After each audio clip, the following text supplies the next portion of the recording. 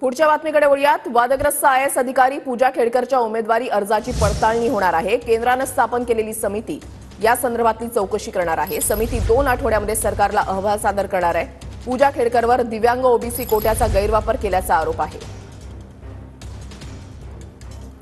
योगेश बोरसे आमचे प्रतिनिधी या संदर्भातली अधिक माहिती देतील। योगेश, वृषाली, वादग्रस्त जे आयएएस अधिकारी आहेत पूजा खेडकर यांच्या संदर्भात आता केंद्राने एक समितीची स्थापना केलेली आहे।